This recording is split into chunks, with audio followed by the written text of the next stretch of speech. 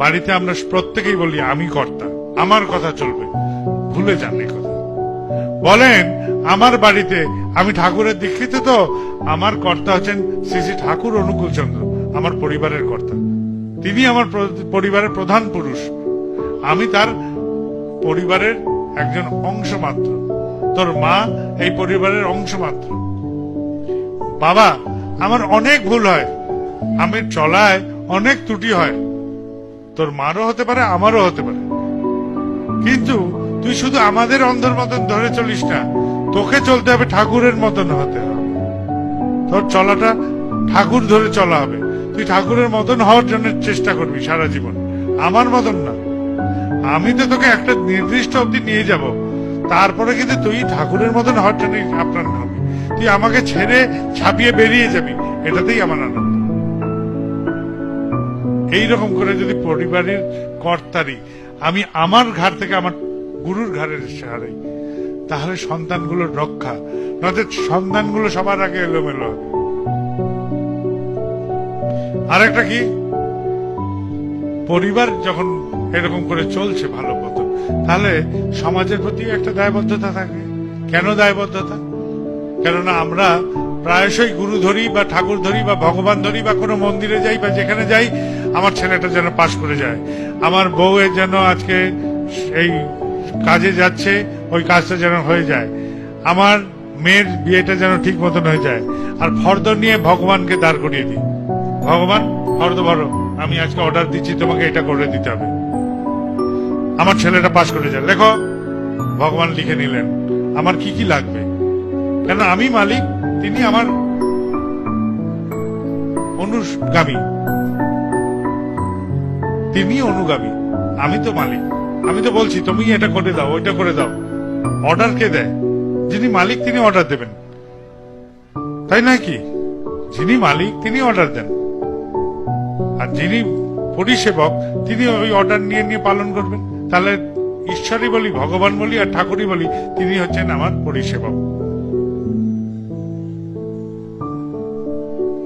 আমি নই, আমি মালিক। এই যে ভাব, এর থেকে দূর হওয়া দরকার। কারণ প্রার্থনা দুই রকম হয়, একটা হচ্ছে নিষ্কাম প্রার্থনা, একটা সকাম প্রার্থনা। আমার বাবা ভালো হয়ে যান, আমার মা ভালো হয়ে যান, আমার পরিবারের ভালো হোক, আমার সন্তানের ভালো হোক, এই যে প্রার্থনা করছি এগুলো সব সকাম প্রার্থনা। আর আমি যেই বলবো এই ভাইয়ের ভালো হোক, ওই মায়ের ভালো হোক, ওই দাদার ভালো হোক, এই যে বলি, যার সাথে আমার রক্ত সম্পর্ক নেই, অথচ আমি তার জন্য প্রার্থনা জানাই, এই প্রার্থনা তখন পূরণ হয়। সকাম প্রার্থনা, এটাকে বলে নিষ্কাম প্রার্থনা। ঈশ্বর সকাম প্রার্থনা গ্রহণ করেন না, তিনি নিষ্কাম প্রার্থনা গ্রহণ করেন। আর নিষ্কাম প্রার্থনা তখনই মঞ্জুর হয় যদি কর্ম ঠিক মতন ধায়। আমি চাষ করলাম, লাঙ্গল দিলাম, বীজ বপন করলাম, আর একজন আমার জন্য প্রার্থনা জানালো, তখন বৃষ্টি এলো। তো দৈব অনুগ্রহ এইভাবেই হয়। আমি যখন সঠিক কর্ম করি এবং আমার জন্য যদি যথাযথ প্রার্থনা করার একজন মানুষ নিষ্কাম প্রার্থনা জানায়, তাহলে আমার কর্ম প্রচেষ্টা সফল হবেই হবে, তাকে আটকানো যাবে না।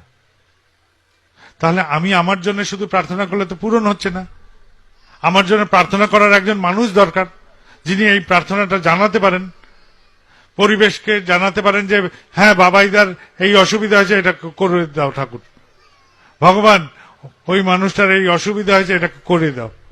এই যে প্রার্থনা জানাচ্ছেন, এই রকম বান্ধবতা তৈরি করতে হবে। তাহলে সমাজের সাথে এই বান্ধবতার সৃষ্টি করতে হবে, যাতে আমার সাথে সমাজের এরকম বান্ধবতা হয়। কি করে আসতে পারে বান্ধবতা? যদি আমার সবচেয়ে প্রিয় জিনিস আমি দিই, সমাজের কাছে আমার সবচেয়ে প্রিয় যা তা যদি দিই, তবে বান্ধবতা চিরস্থায়ী। জীবনের শুরুতে আমার বাবা মা ছিলেন, জীবনের মধ্যভাগে আমার গৃহিণী থাকলেন, মধ্যভাগ থেকে অন্তভাগ। তাহলে কেউই চিরকাল থাকলো না। আমার অন্তভাগে কিন্তু আমার বাবা মা থাকেন না, তখন হয় গৃহিণী থাকে, নয় পরিবার থাকে। আর শুরুতে আমার গৃহিণীও থাকে না, আমার সন্তানরাও থাকে না, কেবল আমার বাবা মা থাকে। তাহলে চিরস্থায়ী কেউ থাকছে না আমার সাথে। তাহলে আপনজন কে, প্রিয়জন কে? শুরু থেকে শেষ অব্দি একজনই অন্তর জগতে দেখতে যদি পারি, ঈশ্বরকে যখন থেকে ধরি, তিনি আমার প্রথম থেকে শেষ অব্দি একইভাবে নিরবিচ্ছিন্ন ভাবে যুক্ত থাকেন। তিনি আমাকে ছেড়ে যান না, আমি তাকে ছেড়ে দিই। তিনি যদি আমার মনোজগতে বেশি আসেন, আমি ভয় পাই। কথিত আছে, রাবণকে একজন জিজ্ঞেস করছে, হে রাজন, তুমি তো সবার রূপ ধরে সীতাকে মগ্ন করতে চেষ্টা করছো, কই রামের রূপ ধরে যাচ্ছ না তো? রাবণ বলল, পাগল নাকি রে, রামের রূপ ধরে গেলে আমার সীতাকে পরস্ত্রী মনে হবে, অধর্ম করেছি। আমি যদি রামের রূপ নিয়ে নিই, তাহলে রামের মতন ভাবতে শুরু করে দেব, সীতাকে মনে হবে আমার পরস্ত্রী, আমার মনে হবে যে অন্যায় করেছি। তাই আমি রামের রূপ ধরবো না, আমি সব রূপ ধরবো, কিন্তু রামের রূপ ধরবো না। আমাদের অবস্থা সেরকম। আমরা কিছুতেই ঈশ্বরকে ডাকতে চাই না, ঈশ্বর তুমি আর বেশি এগিয়েও না, আমি তোমার মতন হয়ে যাচ্ছি, আমার ভাবনা চিন্তা ওরকম হয়ে যাচ্ছে, আমি পারবো না, তুমি দূরে থাকো, একটু আমাকে প্রবৃত্তি রঞ্জিত হয়ে চলতে দাও, এইরকম ভাবনা। তাই আমার সম্পূর্ণভাবে পাই না।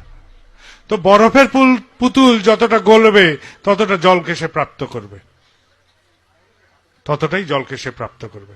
তো আমিও যতটা নিজেকে গলিয়ে দেব, আমার প্রভুকে ততটাই আমি পাবো।